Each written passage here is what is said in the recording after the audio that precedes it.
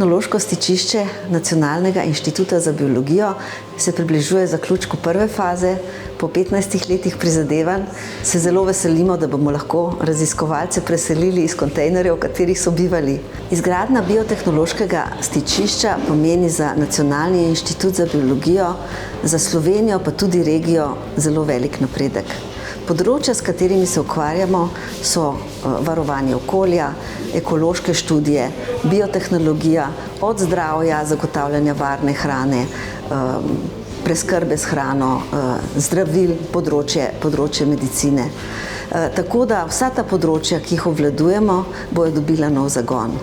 V novi stavbi bomo tudi začeli popolnoma nove tematike, kot je na primer celična imunoterapija, razširjali obstoječe, kot je recimo eDNA, raziskave zraka, vode, zemlje, poleg organizmov seveda, nove študije evolucije, tako da v vsakem pogledu pomeni to izjemno pomemben korak.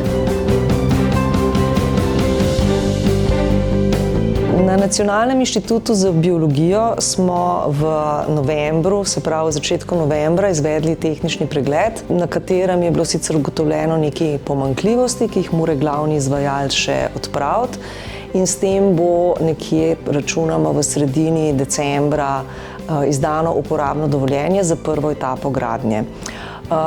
Prva etapa gradnje je bilo pravzaprav zahtevnejši del celotne gradnje, in sicer zaradi tega, ker je bilo treba v sklopu prve etape zgraditi bistveno več laboratorijev, kot jih bo v drugi etapi. V sklopu druge etape bo poleg laboratorijev, ki jih je sicer, tako kot sem rekla, bistveno manj, bodo zgrajene predvsem pisarne, čebelnjak na južni strani objekta in pa seveda dokončana zunanja ureditev.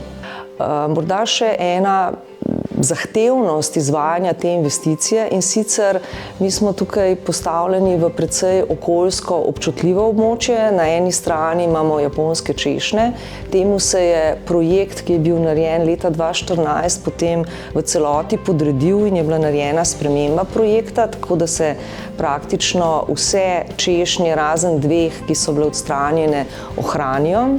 In letos pomladi smo po izvedenem temeljenju tudi videli, da je pravzaprav izvajalec zelo lepo poskrbel za zaščito teh češenj, ker so vse zelo lepo cvetele. Na drugi strani pa imamo v tem severnem delu, predvsem v severnem delu, mokrišče.